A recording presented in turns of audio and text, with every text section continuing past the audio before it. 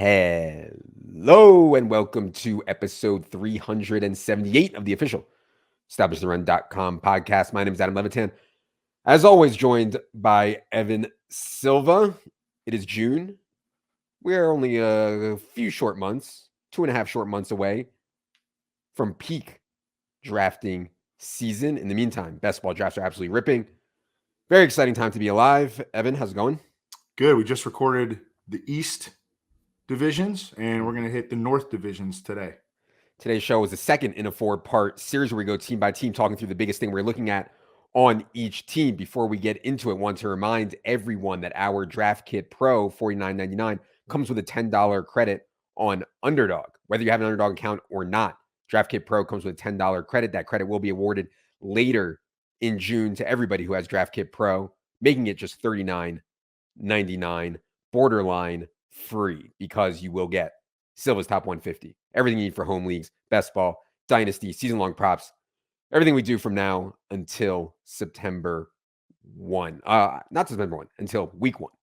Also, this podcast is indeed brought to you by our friends at Underdog Fantasy. Again, this $10 million tournament is so outrageously massive and big, and they're actually going to fill it, which is, totally insane to me also. But anyways, if you're not on Underdog yet, use promo code ETR when you sign up, and they'll give you a matching deposit bonus up to $100. You can use our Underdog rankings, upload them directly on there. Ton of fun to fire off drafts. They also just launched a puppy draft, which if $25 is too much, they have a puppy draft for $5. You can really blast off in those $5 ones and try different things. It is a lot of fun. And I know people for their season-long league, think doing mock drafts or whatever is a good way to practice. The $5 best ball league is the best way to practice because people in there are grinding for real money, and it's a legit league. All right. Let's get into it here. We're going to start with Plus, the you AFC, can actually win. which you can actually win. That you can actually win. Yeah, exactly. That counts too. Okay. AFC North. Let's start with Baltimore. They make the move to get rid of Marquise Brown on draft day. To me, all their moves that they've done have said, we want to get back to running the football, and they're running the football a ton. And they couldn't really do that last year. I guess they thought, because without J.K. Dobbins hurt, without Gus Edwards hurt, they didn't really have the guys to generate a really run-heavy offense. Now, Rashad Bateman's ADP is pretty high, and people like Rashad Bateman. I like Rashad Bateman. Last year was not great. Only 1.26 yards per route run for Rashad Bateman last year was pretty concerning to me, but the pass offense was kind of broken. Then this year you get back where, Marquise Brown is gone, but now they're going to be really, really, really run heavy. So I'm kind of twisted up in knots on Rashad Bateman. That's one thing I'm looking at there. What do you think about him? Anything else with the Ravens? I'm with you. Mark Andrews is obviously locked in. He's the number one in this offense. He's the alpha. He was the number one overall fantasy tight end last year. I've had a hard time ranking him as the number one fantasy tight end this year just because so much opportunity for Travis Kelce. But there's going to be a lot of opportunity for Mark Andrews as well. It's just the complexion of the offenses are so different. The Chiefs, the pass-heaviest team in the NFL. The Ravens, I think that they kind of look like they're trying to transition back to being more run heavy. They opened it up a little bit last year, didn't really go. It was just a lot of inconsistency. And I think that they want to get back to pounding it this year. So I'm with you. Rashad Bateman is I'm in knots about him too. He's not an easy guy to rank. You look at their wide receiver depth chart though, man. Devin Duvernay, James Prochet, Tylan Wallace. This is not a whole lot of competition here. And he does have a chance to earn or to emerge as the alpha in the wide receiver unit. Is there going to be enough opportunity for him to smash though? Yeah. And the market's on him. His ADP is 58th overall on Rashad Bateman right now. We have him 61st, slightly beyond ADP. I'll probably be passing at that 58 spot. There's just other wide receivers in that range that I like better. J.K. Dobbins, by the way, not fully back from his injury yet. He's expected to begin training camp on the PUP list. That doesn't mean a whole lot. He should be ready to go week 1.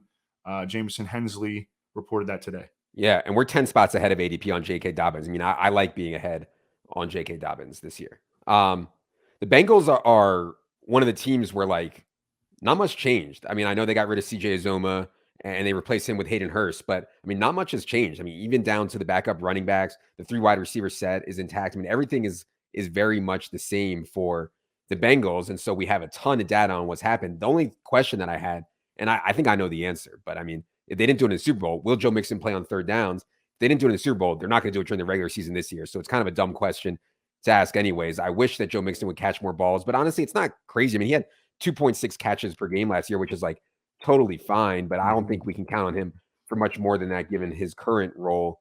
I don't know if there's a lot to say on the Bengals. I mean, we have so much data on them from last year and not much has changed. Yeah, and Samaje Perine is back, and Chris Evans is back, and he could potentially earn a little bit more of that that receiving share in the backfield. I took Jamar Chase to lead the NFL in receiving yards at 12-1.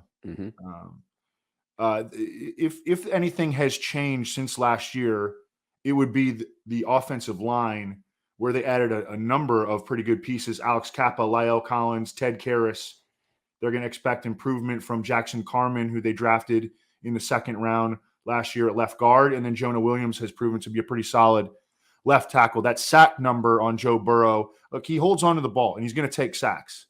But I think that sack number should come down. And hopefully he has more vertical opportunities as well. More comfortable, clean pocket vertical opportunities with the improvement up front.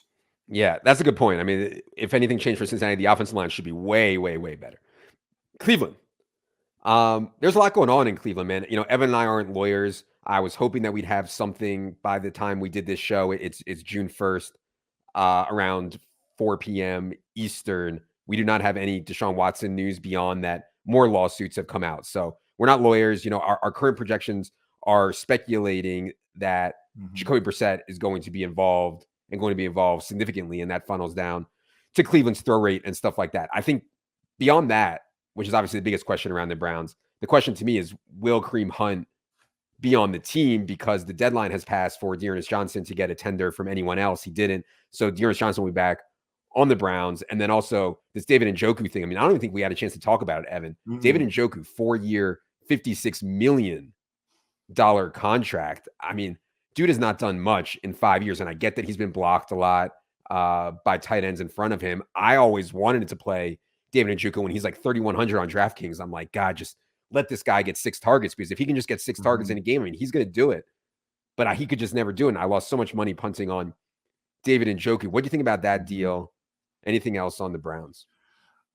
I've always liked David Njoku. So I kind of have a bias for him. He's also a Sashi pick. So I've been rooting for him for a lot of years now. And he flashes, he's flashed big time. I think that the Browns are smart enough to be aware that, the regularity of tight ends hitting on their second contract is real. And he's only 25 years old. He can block. That was a big hole in his game early in his career, but he's become a very functional blocker, and he can make dynamic plays in the passing game. For me, the biggest thing, where do we rank him? Because probably his quarterback to start the season is going to be Jacoby Brissett. And you're probably not going to really want to use a whole lot of David Njoku early in the season with Jacoby Brissett at quarterback. But when Deshaun Watson comes back, I mean, this could be a really, really explosive passing game. And he's going to be an exciting player to roster in DFS and in season long. There's not a ton of competition at wide receiver for him. He can operate like a wide receiver. He can run the seam. He can make plays in the red zone. He's a really exciting player to watch. And now I think he's going to be like a full-time player, and he's never been that before, playing with, potentially an all-pro caliber quarterback whenever Deshaun Watson gets on the field.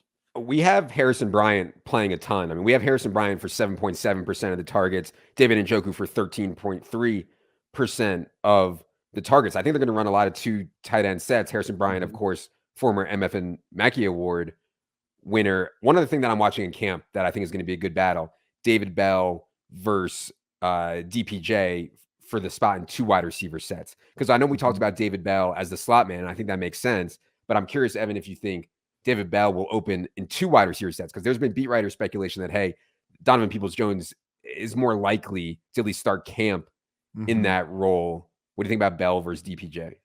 Yeah, I mean, David Bell, I think we all like him. He's still like a middle round pick, who ran like 4.7 coming out of college. He's going to be in the slot.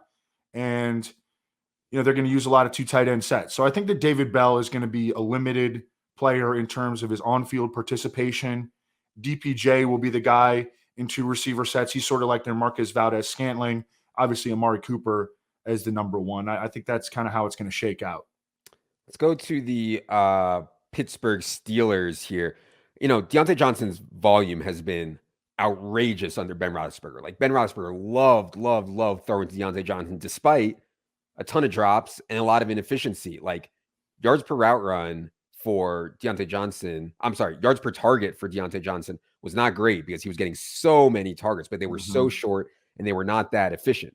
Quarterback change, do Trubisky or Pickett have the same love affair with Deontay Johnson that Ben Roethlisberger had? I'm a little skeptical. We're below ADP on Deontay Johnson. His ADP is around 39, 40. We have him 44th right now. Any thoughts on Deontay Johnson outlook? Anything else on the Steelers? My lean is to be bearish on Deontay Johnson this year and to be bullish on Chase Claypool. Chase Claypool, as with the potential to emerge as a true alpha number 1 receiver, and Deontay Johnson, so much, as you mentioned, so much of his production was built on Ben Roethlisberger just really throwing dump offs to him. Ben Roethlisberger didn't want to get hit. His mobility had been compromised late in his career, and he just wanted to get the ball out, and he got the ball to Deontay Johnson. Chase Claypool, I think this is a big year for him, and he's got a lot of opportunity. He's the kind of talent that can overcome quarterback play, that can make the quarterback better. That's where I'm placing my bets this year is on Chase Claypool and sort of against Deontay Johnson. I just think that people are going to be taking Deontay Johnson too high in the drafts I do. To your point, Chase Claypool's ADP is 108.5. Deontay Johnson's 39.9. And we're talking almost 70 spots between Deontay Johnson and Chase Claypool. Like, I wouldn't necessarily bet on Chase Claypool to outproduce Deontay Johnson this year, although it shouldn't surprise anyone. But certainly at that cost gap, there's no doubt I'm taking Chase Claypool every time in the 100s over Deontay Johnson in the top 40. By the way, thigh Twitter is back. The Steelers reporters were buzzing over Naji Harris's thighs at minicamp. Apparently his hamstrings and thighs are absolutely bursting at the seams. And so adjust your rankings accordingly. We are below market on Naji Harris. He's going 8th overall, 9th overall. We have him 13th. Showed up at wing 244. He was 6'1", 230 at the combine last year. That's a significant weight gain. I mean, that's so big for a running back. I mean, Derrick Henry has been successful on it, but there's not too many like 250-pound running backs in the NFL that are really. And Derrick Henry's taller and runs like a freaking 4.5 flat, and we never got what Naji Harris runs because he didn't run because he's slow. All right, let's go to the NFC North. So obviously people have been absolutely ripping. Hey, I wanted to mention one stat on Naji Harris that I thought was incredible. So he had 307 carries last year. I was arguing with my buddies about whether or not Naji Harris is fast last night. So I went looking up a bunch of stats. And this was the one that really stood out to me. 307 carries last year, only 4 went for over 20 yards. Yeah. 4 out of 307. Yeah. Shockingly, taking Naji Harris in the first round did not fix Pittsburgh's run game. I know that's hard to believe, but it didn't fix it. All right, let's go to the NFC North. We'll start with the Chicago Bears. Everybody has, I think, rightfully been killing the Bears and a lot of the moves that they've made for a long time now. I'm still tempted by taking Justin Fields as my quarterback 2 in 2 QB leagues, in best ball leagues, because there's rushing ability. Now, Justin Fields did not run that much last year. He had 72 carries on 634 snaps last year. Based on that, you can expect maybe like 7.5 carries per game. I think, though, he is capable of running more than that. So that's my question. Like, I'm not all that interested in a ton of other Bears, but man, I mean, if Fields is going to up his running, I am interested in that. What are you looking at on the Bears? Yeah, I think one thing to note is that he was not a hyper-aggressive runner in college either. His style of play was, he was more of a pocket passer. Obviously, he's got that in his bag that he can run. But I think that's interesting note. There's a new coaching staff in in Chicago. Luke Getsy is now the OC, comes over from Green Bay. Mm-hmm. The offense was so poorly constructed under Matt Nagy that I think the only way to go is up. But as for his rushing aggressiveness, it'll be interesting to see. They should push him to be aggressive as a runner because of their lack of weapons. I want to be really high on Darnell Mooney. I mean, the rapport has been established between him and Justin Fields to a greater extent than any other Bears pass catcher.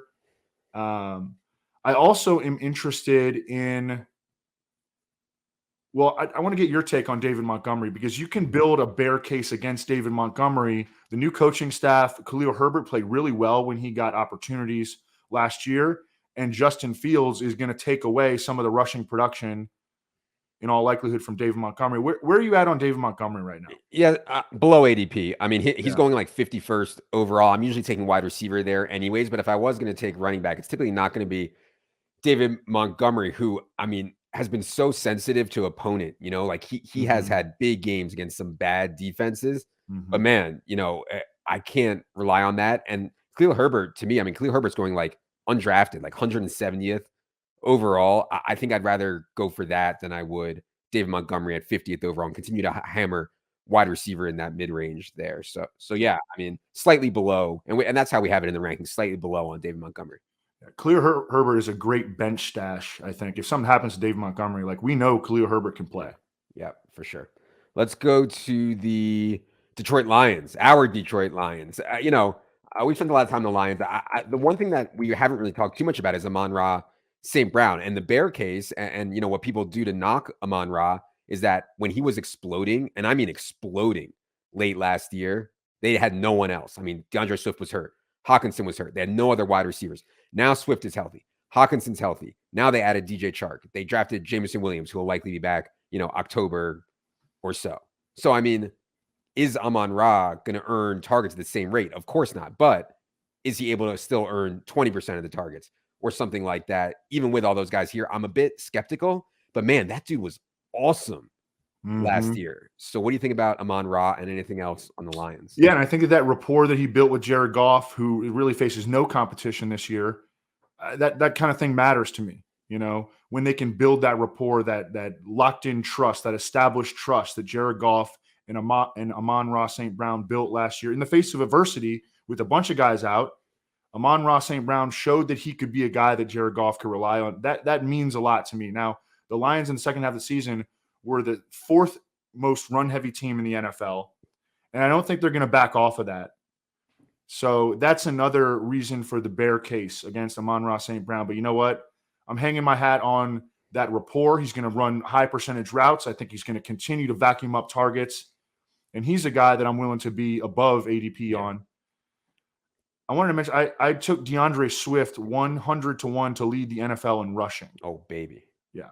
I mean, in any draft that I've done so far, just real quick, I've been taking DeAndre Swift. Like, I want to be on DeAndre Swift. Love it. And we know he's got that awesome receiving ability in his bag too. But I think this could be a big rushing year for him. Jamal Williams is still there. But I think that they kind of realize that, they know that DeAndre Swift is the dude in this backfield. And I think he's primed for a breakout year on a team that I think is going to be better than a lot of people expect. I think that the Lions, I like them to, be like a sleeper to win the division. Yeah. Oh, I just keep taking that stuff. I keep taking the 4-1 on them to make the playoffs, 4.5-1 them in the playoffs, 12-1, 14-1 on them to win the division. I just keep taking that stuff. Dan Campbell, coach of the year. Yeah, that line's gone, but I do have that at 60-1. It's down to 20-1 now. Okay. Yeah, we're way ahead on Amon-Ra. I mean, he's going, like, the market assumes that Amon-Ra's stretch was a fluke last year because he's going 71st overall. We have him 56th overall right now. And yeah, DeAndre Swift, like, and we'll talk a ton more about roster construction in home leagues, specifically starting RB this year, and like DeAndre Swift in round 2, like some start, like, I don't know, whatever you like, Eckler, Swift, that is like a smash to me, and then start going wide receiver heavy in the middle rounds. That's like my initial lean on roster construction. We'll talk a ton more about that for sure. That's not going to go over well with the spreadsheet socialists. No, I know. Okay. Yeah. No, but just one more thing. You know, I really, really like Jameson Williams. I think he's a freaking baller. Yeah. But, you know, he might not be ready early on. You know, it might take a little while for him. You know, and he's a specific type of receiver too. And then DJ Chark has been very inconsistent throughout his career. I mean, the level of reliability that Amon-Ra St. Brown brings to the table, I like being ahead on him. Yep. Okay. Green Bay, you know, we've talked a lot about the Aaron Jones stuff. Obviously, Aaron Jones was like ADP was ridiculous. I mean, he was going like third round. That is absolutely insane. The splits with Devontae Adams, will they persist is what I'm watching for. You know, I don't think it'll be quite as stark, but I do think that they will persist to some degree, and Aaron Jones will be a big factor in the pass game. We've talked enough about Aaron Jones' love being high on Aaron Jones. The question to me now is like, will they sign Will Fuller? Will they sign, I don't know, Julio Jones, like someone, you know, because that's going to shake up a lot. You know, I've been looking at the Christian Watson season long props, and like I'm get close to pulling the trigger, and there's a lot of outs. I mean, he could not mesh with Aaron Rodgers. He could not be ready. He could get hurt. They could sign Will Fuller. They could sign Julio Jones. Like there's a lot of ways you can win, even on a low number on Christian Watson. So that's what I've been looking for. What are you thinking about the Packers? Yeah, last 3 years, 2019 through 2021, Aaron Jones averages 26 fantasy points per game when Devontae Adams sits. It's only a 7-game sample, right? But you know, he smashes. The offense goes through him, and that's kind of where we're hanging our hat when it comes to being bullish on Aaron Jones this year. There have been positive early camp reports on 4th-round rookie Romeo Dobbs out of Nevada, highly productive college receiver. And I think he's a nice little sleeper, you know, at the very, very end of drafts, because people are kind of on Christian Watson a little bit. But Christian Watson is a big receiver that plays small. And there are scenarios you can envision where Aaron Rodgers could get frustrated with a guy like that. Jordan Love is running the offense right now at OTAs. But Romeo Dobbs is definitely a guy that I think we should have in the back of our mind, at very least for preseason DFS. Christian Watson ADP 104. Romeo Dobbs ADP 212. I mean, this is another spot where it's like a no-brainer to me in these best ball leagues, where I'd rather be on Romeo Dobbs than Christian Watson at those ADPs. Minnesota. I think the question for me on Minnesota is the coaching stuff. Like, how much will the offense change under Kevin O'Connell? Because it's been really predictable. I mean, their scheme, their usage of their players, what they like to do around the red zone, it's all been really predictable. But now Kirk Kubiak's gone, Mike Zimmer's gone, Kevin O'Connell is in. I think that they have a chance to be more pass heavy. I expect them to be more pass heavy, but there's always some variance interest when you change coaches. Any thoughts on Minnesota under Kevin O'Connell? Anything else on the Vikings? Yeah, I expect them to be more pass heavy. I think it's a pretty good spot for Kirk Cousins. I mean, he's got Justin Jefferson. He's got Adam Thielen coming back, still a solid possession receiver. KJ Osborne flashed big time in some of his opportunities last year. Irv Smith is coming back. Dalvin Cook can certainly catch the ball out of the backfield. My question is that in the early drafts that I've done, I'm doing the MFL 10 of death right now, which is a best ball draft that nobody actually dies in. No one can figure out why it was called the MFL 10 of death. But full PPR, right? Yes. Yep. Yes. And I got Dalvin Cook at 1.07. And that's where I've kind of been seeing him go. Can you explain to me? And look, I understand that Dalvin Cook was like the obvious engine of the offense for as long as Mike Zimmer had him. Yep. You know, so I guess that would be part of the bear case against Dalvin Cook. But can you give me any other knocks on Dalvin Cook? Why is he lasting till the middle of the first round and maybe even the back half of the first round? Yeah, I mean, his ADP on Underdog is 10.7 right now. We have him 8th overall. Yeah, I don't have it beyond injury history and Mike Zimmer, who of course wants to establish the shit out of the run, not being there anymore. I mean, that's it. Yeah, and I think in some of these formats, full PPR, best ball, they lean wide receiver heavy. When it gets to home league season, it'll lean way more running back heavy at the top of drafts, you know? Yep. All right. That is going to do it for this North version, part 2 of 4 of our team by team look here as we enter June. We'll be back next time to talk NFC West and AFC West. For Evan, for producer Luke, I'm Adam. Good luck, everybody.